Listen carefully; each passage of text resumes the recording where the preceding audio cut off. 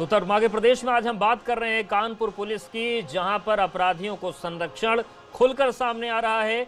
बिकरू और बर्रा जैसे कांडों ने कानपुर पर ऐसा कलंक लगाया है कि दशकों तक ये माथे से कलंक मिटेगा नहीं। उमेश सिंह सर, सवाल सीधा से यही है, जिस तरीके से कानपुर में घटनाएं हुई और जिस तरीके से पुलिस की नाकामी उजागर हुई, इन सब के बीच ये कलंक अब दोबारा न लगे, व्यवस्था बेहतर हो, आम आदमी का भरोसा बना रहे, बड़े बदलाव की जरूरत आपको लगती है? जी, आपने बिल्कुल सही कहा।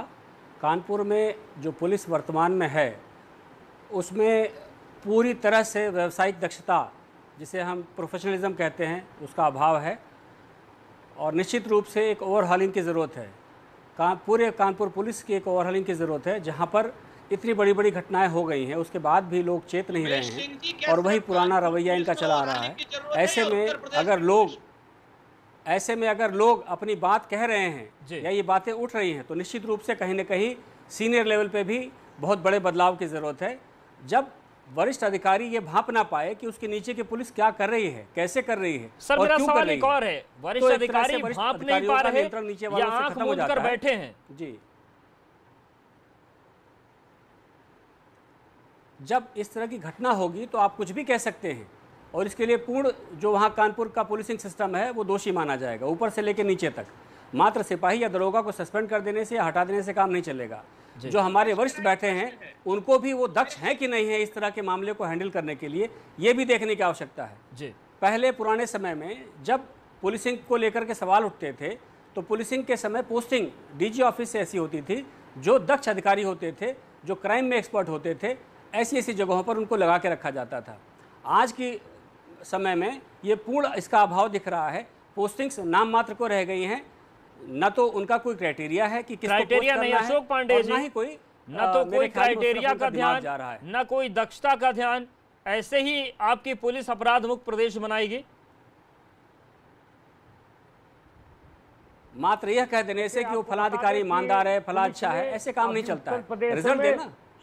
पुलिसिंग से लोगों को रिजल्ट चाहिए। प्रदेश में 16,000 क्रिमिनलों को जेल में रखा है और 124-27 तो अरे भाई ये ऐसा नहीं है। ये अलग बात है कि जो गैर जिम्मेदार अधिकारी हैं, उनके खिलाफ हम कार्रवाई कर रहे हैं, हम ही कर रहे हैं।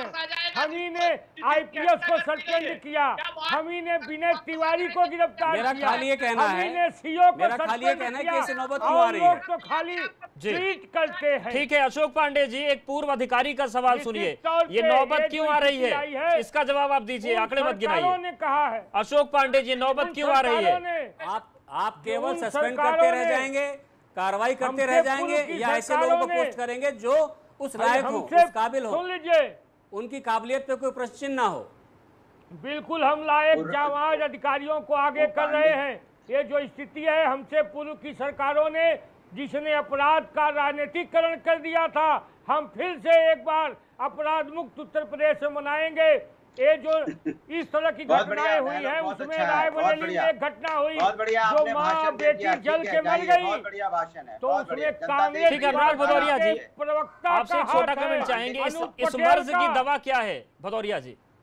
इस मर्द की दवा है कि भारतीय जनता पार्टी उत्तर प्रदेश में अब बची नहीं है राज करने लायक। इनके पास इनके बस की नहीं है, ये सिर्फ बोलना जानते हैं, काम करना नहीं जानते। पांडे जी देखिए चिल्ला रहे हैं, उनको पूछा क्या जा रहा है, बोल क्या रहे हैं, बाएं साएं अखिलेश यादव जी किसी के घर के ऊपर आपट टूटी हुई है, एक किसी घर का बच्चा चला गया, उसके लिए सिंपैथी नहीं है, वो चिल्ला रहे हैं बाएं साएं। ये नहीं कि क्या मदद कर सकते हो आप, फोटो जरूर दिखाई क्या मदद करोगे, कैसे करोगे आने वाले? ठीक है, सियासी बातें अपनी जगह है, लेकिन अब स्थिति ऐसी बन गई है कि गंभीरता से सोचना होगा, बड़े बदलाव पुलिसिंग में करने होंगे, वरना कांड पुलिस करेगी और असर सियासी तौर पर देना पड़ेगा, असर सियासी तौर पर भी पड़ेगा। लेकिन जो कानून व्यवस्था है और कानपुर में जो कहानियां बन रही हैं, वो पूरे प्रदेश को निराश करती है। उत्तर मध्य प्रदेश में आज के लिए फिलहाल इतना।